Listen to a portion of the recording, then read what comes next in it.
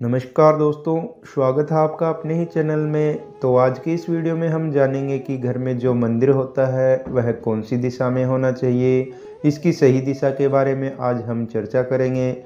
तो आइए जानते हैं। आज का ये वीडियो बहुत ही खास होने वाला है मेरे सभी प्यारे मित्रों के लिए, जो हम घर में पूजा करते हैं, घर में मंदिर बनाते हैं। चाहे लकड़ी का मंदिर है, चाहे संगमरमर का मंदिर है, चाहे हमने ज़मीन पर रखा है या फिर दीवार पे स्थान दिया है भगवान को, तो वो कौन सी दिशा में होना चाहिए और सही दिशा क्या है उसकी। तो जो घर में मंदिर होता है वो सही दिशा में ना हो तो वास्तुशास्त्र में कहा जाता है कि जिस घर में मंदिर सही दिशा में ना हो तो वहाँ तनाव रहता है, सुख शांति जो है, समृद्धि जो है, उनमें बाधाएं आने लगती हैं। तो उसको अच्छा नहीं माना गया है। घर में तनाव रहता है, चिंता रहती है। जिस घर में सही दिशा में अगर मंदिर ना हो तो वास्तुशास्त्र में हमें कहता है कि क्योंकि मन को एकाग्र करने के लिए पूजा पाठ किया जाता है, और पूजा पाठ करने से बहुत ही ज़्यादा अच्छा फल प्राप्त होता है। पूजा पाठ का जीवन में बहुत ही महत्व है। धार्मिक मान्यताओं से देखा जाए तो पूजा पाठ से आत्मविश्वास बढ़ता है और पॉजिटिविटी एनर्जी भी बढ़ती है। हमारे मन का संकल्प होता है, उसमें भी दृढ़ता आती है। तो कहीं ना कहीं ये पूजा करना हमारे लिए सही हो, क्योंकि हम पूजा भी करें और उसका फल भी हमें सही ना मिले तो उससे हमारे समय की बर्बादी होती है और उस वजह से हमें सही परिणाम नहीं मिलते। दोस्तों, तो आम तौर पर देखा जाता है कि पूजा के दौरान मन भटकता है, लेकिन जिनकी दिशा ही गलत है, मान लो आप जहाँ पूजा का स्थान है आपका हो वहाँ नहीं है, और जहाँ पर होना चाहिए दूसरी दिशा में आपका मुख हो, तो आपका मन जो है वो भटकता है। उसी के कारण कई कारण हैं इसके, उनमें से मैं आपको बताने जा रहा हूँ। जो परेशानियाँ हमारे घर में आती हैं, नेगेटिविटी आती है, उसके मुख्य कारण में से एक यह भी कारण है।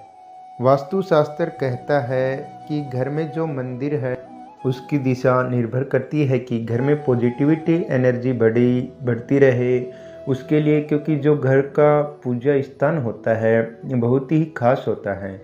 इसके लिए खास जगह होनी चाहिए। तो वास्तुशास्त्र में हमें बताया गया है कि इसकी दिशा कौन सी होनी चाहिए। दोस्तों, वैसे तो हम कहीं भी मंदिर बना सकते हैं घर में, लेकिन जो सही स्थान बताया गया है वह है ईशान कोण बताया गया है। ईशान कोण जो पूर्व दिशा होती है, जहाँ से सूर्य निकलता है, पूर्व दिशा और उत्तर दिशा के बीच का जो कोना होता है उसे ईशान कोण कहते हैं। और वास्तुशास्त्र के मुताबिक यह स्थान पूजा के लिए सबसे शुभ माना गया है, क्योंकि इस कोण का जो देवता है उसे बृहस्पति को माना गया है। और वास्तुशास्त्र के मुताबिक इस कोण में ब्रह्मा जी का स्थान माना गया है। मनुष्य के जो भाग्य विधाता हैं वह हैं ब्रह्मा जी। सही दिशा में मंदिर होने से घर में बरकत होती है।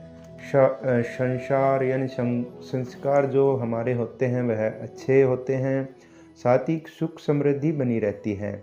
और अगर घर में पूजा का स्थान सही नहीं है तो घर में बहुत सारी मानसिक तनाव रहता है, अनेक प्रकार की बाधाएं आती हैं और मन एकाग्र नहीं होता। दोस्तों, पूजा मंदिर जो है या भगवान की जो हम तस्वीर रखें, दिशा तो आपको बताई दी गई है। ईशान कोण सबसे ज़्यादा महत्वपूर्ण होता है। और अब बात आती है कि घर में कई मूर्तियां रख लेते हैं घर में, मंदिर में, उसके ऊपर भी मैं बताना चाहूँगा। जो घर में हम जब मूर्तियाँ लेकर आते हैं, क्योंकि घर में हम प्राण प्रतिष्ठा करते हैं, वो चल प्रतिष्ठा होती है, अचल प्रतिष्ठा नहीं होती है कि एक बार हमने स्थापना कर दी तो उसे हिलाना नहीं होता जैसे मंदिरों में होती हैं मूर्तियों की। जो ऐसा हम नहीं करते घर में, क्योंकि ये चल प्रतिष्ठा होती है। ये तो जब हम घर में जो मूर्तियाँ लेकर आते हैं, चाहे गणेश जी की हो या अगर किसी धातु की हम लेकर आते हैं दोस्तों, तो उसका अलग महत्व होता है। और किसी मिट्टी की, पत्थर की, संगमरमर की, उसका अलग महत्व होता है। लेकिन कहा गया है वास्तुशास्त्र के अनुसार घर में जो भी हम मंदिर में मूर्तियाँ रखते हैं वो ज़्यादा नहीं होनी चाहिए। गर्भगृह में मूर्तियाँ ज़्यादा नहीं होनी चाहिए। मंदिर में एक देवता से ज़्यादा नहीं होनी चाहिए। मूर्तियाँ ज़्यादा न हो। और दूसरा कहा गया है कि जब हम पूजा करने के लिए बैठते हैं आसन बिछा कर के, तो उन मूर्तियों के जो चरण हैं, पाँव हैं, मंदिर की जो हाइट है दोस्तों, वो थोड़ी ऊंची होनी चाहिए। जैसे हम ज़मीन पर हम आसन लगाकर बैठ जाते हैं तो वो मूर्तियाँ हैं हमारे माथे के सामने, उनके चरण आए, हमारे सिर पर वो मूर्तियाँ आए, ऐसा कम से कम इतना ऊंचा मंदिर को होना चाहिए। इतना ऊंचा मंदिर को बनाएं ताकि उनकी सीधी एनर्जी हमें प्राप्त हो जाए। हमारी तीसरी आँख के मध्य में मंदिर होना चाहिए।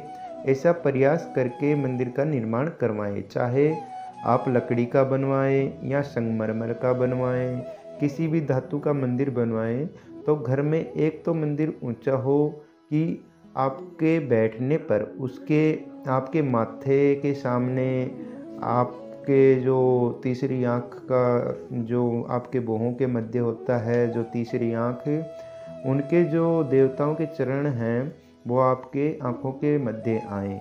और दूसरा स्नान यानी कि दूसरा ईशान कोण में बनाएं, जो कि बहुत शुभ माना गया है। मैं आशा करता हूँ दोस्तों कि ऐसी ये बहुत छोटी सी जानकारी आपको बहुत अच्छी लगी होगी। तो कई लोग घर की सीढ़ियों के नीचे भी मंदिर बना लेते हैं, तो सीढ़ियों के नीचे मंदिर नहीं बनाना चाहिए। और एक और कि जो है कि बेडरूम होता है, बेडरूम में भी लोग मंदिर बना लेते हैं, लेकिन बेडरूम में भी मंदिर बनाना नहीं चाहिए। और अगर बना भी लेते हैं या बनाना भी पड़े, अगर मजबूरी है, कम जगह है, कमरे कम हैं, रूम कम है या एक ही रूम है हमारे पास, तो उसमें फिर आप इस बात का ध्यान रखें, ख्याल रखें, उसमें एक पर्दा लगा कर रखें। हमेशा रखना चाहिए उसमें पर्दा लगा करके। और क्योंकि हम झूठ करते हैं या ब्रह्मचर्य का पालन नहीं करते हैं, तो देवताओं के सामने पर्दा होना चाहिए। कमरे में आप उस समय ध्यान रखें। और कहना चाहूँगा कि कई लोगों के मन में भी प्रश्न आते हैं, अगर मान लो उस स्थान पर जगह नहीं है, अगर मान लो उस स्थान पर जगह नहीं है कि हम ईशान कोण में मंदिर नहीं बना पाए, तो दोस्तों कोशिश करनी चाहिए कि जब आप पूजा करें तो आपका मुख जो है वो पूर्व की तरफ हो, पूर्व दिशा की तरफ आपका मुख हो, तो इस जगह पर आप कर सकते हैं। जो आपके घर में ऐसी जगह तो हो या फिर आपके घर में ऐसी जगह नहीं बन पा रही है मंदिर के लिए, पूर्व की दिशा में आपका मुख हो, फिर आप ऐसी जगह देख लें कि उत्तर दिशा की तरफ आपका मुख हो, उत्तर की तरफ आपका मुख हो जब आप पूजा करें।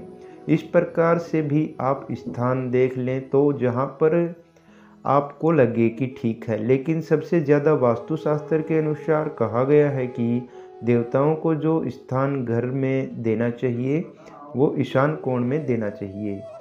आप सभी का धन्यवाद दोस्तों, मेरे चैनल पर बने रहने के लिए और इसी प्रकार की जानकारी पाने के लिए सब्सक्राइब कर लें मेरे चैनल को और बेल आइकन दबाना ना भूलें दोस्तों। Thank you.